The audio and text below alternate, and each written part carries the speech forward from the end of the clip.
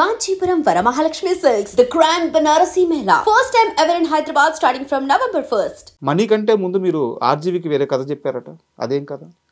అది ఒక కథ, అది ఒక ఇన్సూరెన్స్ బ్యాక్గ్రౌండ్లో, అది కూడా కామెడీయే. అయితే ఇన్సూరెన్స్ డబ్బుల కోసం తన భర్త చనిపోయాడని వాడిని దాచిపెట్టేసి చేస్తూ ఉంటుంది, అలాంటి కథ ఒకటి. ఓకే, అది చూశాక ఇది బాగుంది, ఇంకొకసారి తను ఒక సినిమా చెప్పి రూత్లెస్ పీపుల్ అది చూడమన్నాడు. చూసి రెంట్లో మీకు ఏది నచ్చితే అది చేద్దామంటే నాకు ఇది బెటర్గా అనిపించింది, దీనిలో ఎక్కువ ట్విస్ట్లు ఉన్నాయి. సో దాన్ని సరే దీన్ని మరి దీని మీద వర్క్ చేయండి అంటే నేను ఒక 5-10 డేస్లో ఒక వెర్షన్ చెప్పేశాను. అది తనకు నచ్చింది, అలా మొదలైంది ఆ సినిమా.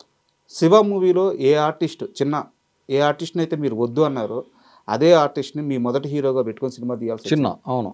ఎందుకు అలా డిసిషన్ తీసుకోవాల్సి వచ్చింది? ఎందుకు అలా ఉంది, అప్పుడు నేను పొరపాటు పడ్డాను, ఇతను మంచి ఆర్టిస్ట్ కాదని. శివ చేసేటప్పుడు ఇతను మంచి ఆర్టిస్ట్ అని ఫిక్స్ అయ్యాను. ఇంకోటి అతనికి నాకు బాగా సాన్నిహిత్యం పెరిగింది, కంఫర్ట్ జోన్ ఉంది.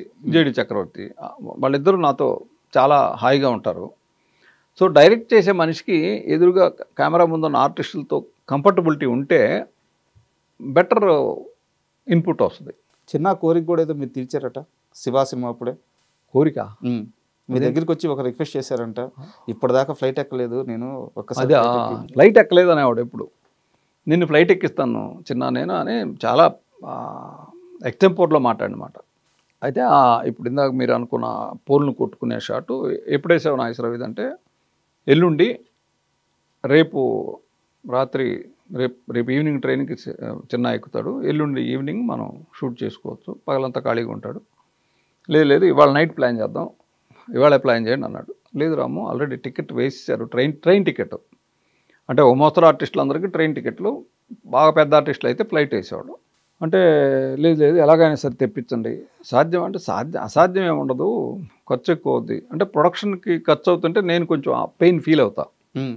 ఒక సామెత కూడా ఉంది, ఇండస్ట్రీలో నిర్మాతల గురించి శివనాగేశ్వరరావు ఆలోచించినట్టు నిర్మాతలు శివనాగేశ్వరరావు గురించి ఆలోచించలేదు అని చెప్పి ఒక సామెత. అది నిజమే నమ్ముతా. అయితే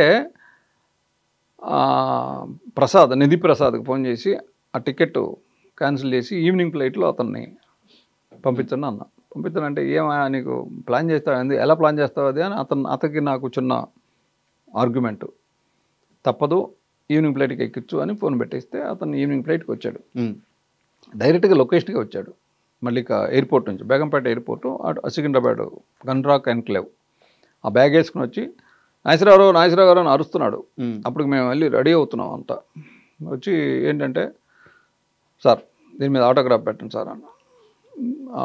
బోర్డింగ్ పాస్, అప్పుడు బోర్డింగ్ పాస్లు ఇచ్చేవాళ్ళు పెద్దవి, దాని మీద నా ఆటోగ్రాఫ్ డేట్ వేసా. ఇప్పుడు కొంత తన దగ్గర అది. అండ్ మనీ మూవీ అంటే రిలీజ్కి ముందే చాలా రోజులు ఆడేసిందంట మూవీ, 130 రోజులు ఆడింది.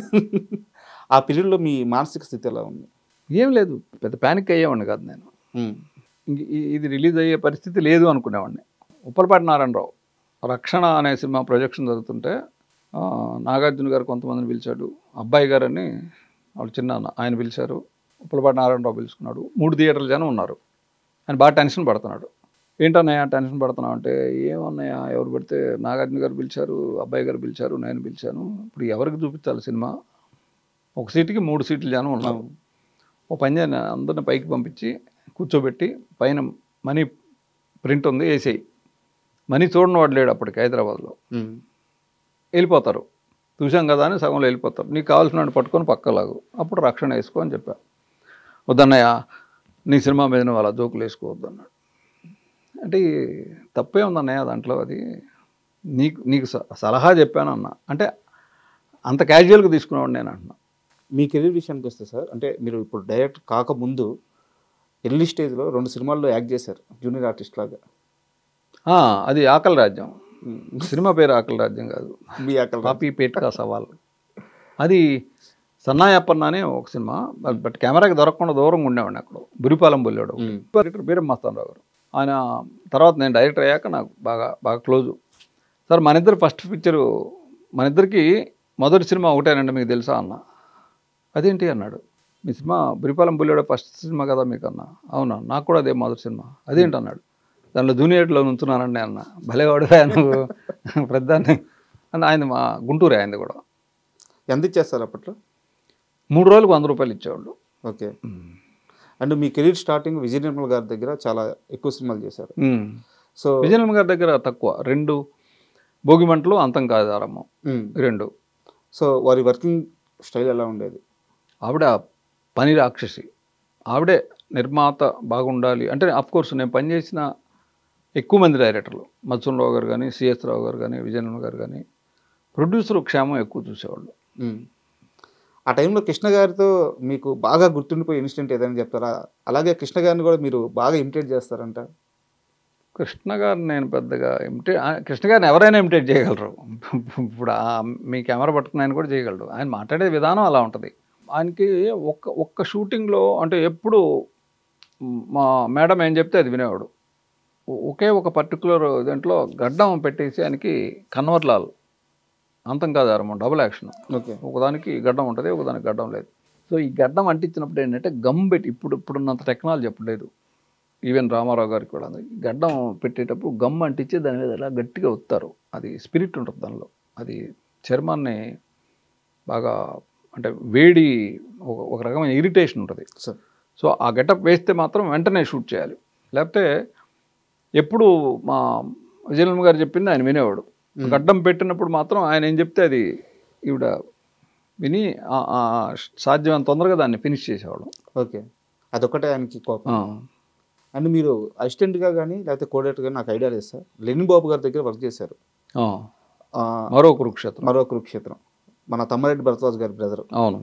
అండ్ దానికి ముందు ఇప్పుడు మీరు తీసిన సినిమా కూడా అప్పటికి రిలీజ్ అవ్వాల. తమ్మారెడ్డి గారు మీకు ఛాన్స్ ఇచ్చేటప్పటికి మనీ కూడా రిలీజ్ అవ్వాల. అవును. సో తమ్మారెడ్డి గారు మిమ్మల్ని ఎందుకు అంత గట్టిగా నమ్మడానికి కారణం ఏంటి? 1/2 నేను అసిస్టెంట్గా జగన్నాథరావు చక్రాలు పనిచేశాను వాళ్ళ సినిమాకి. ఆయన దానికి నిర్వాహకుడు, వేరే ప్రొడ్యూసర్లు, చరిత్ర ఆయన బ్యానర్ కూడా. సో నేను పనిచేసినప్పుడు ఆయన అబ్జర్వ్ చేశాడు నన్ను. అంటే మిగతా వాళ్ళు పనిచేసేదానికి నేను పనిచేస్తే నేను ఏ పని చేసినా మనసు పెట్టి చేస్తాను. అంటే మిగతా వాళ్ళు చేయరని కాదు, నేను ఎక్కువ ఇన్వాల్వ్ అయిపోతాను. అంటే నా పర్సనల్ ఇవన్నీ పక్కన పెట్టి ఆ పని ఏదైతే ఉందో దానికే ఎక్కువ టాప్ ప్రయారిటీ ఇస్తాను. సో అప్పుడు ఆయనకి నేను నచ్చా, నేను డైరెక్టర్ని చేస్తాను అన్నాడు. అన్న తర్వాత ఆయన ఒక సినిమా అనౌన్స్ చేశాడు. అదేంటన్నయ్య నన్ను డైరెక్షన్ చేద్దామని మీరు చేశారు, మన్మథ సామ్రాజ్యం. లేదు నేను డైరెక్టర్ని చేసి నేను మెడ్రాస్ నుంచి వెళ్ళిపోతాను అనేవాడు.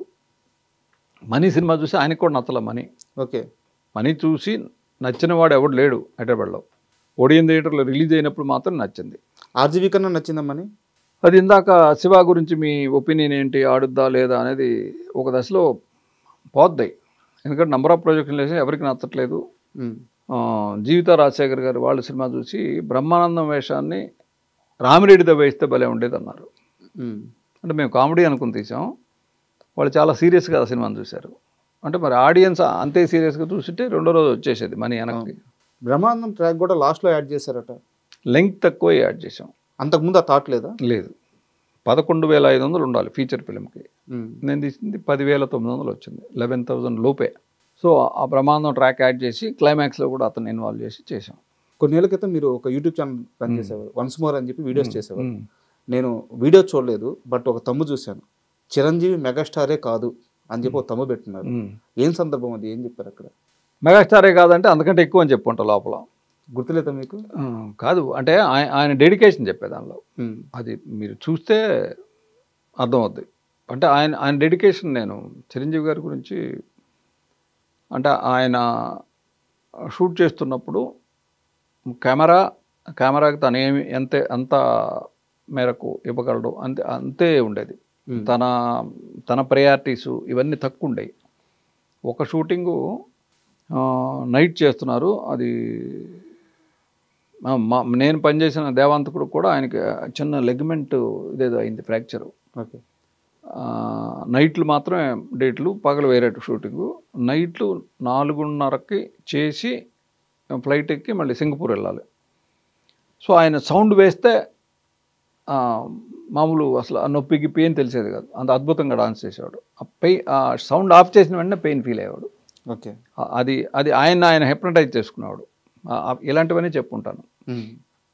అండ్ ఒక కొలంలో షూటింగ్ అంతా అయిపోయింది, రైన్ ఎఫెక్ట్ అయిపోయిన వెంటనే అంటే ట్రైను ఇదేస్తారు, వాటర్ ట్యాంకులు అయిపోయినాయి.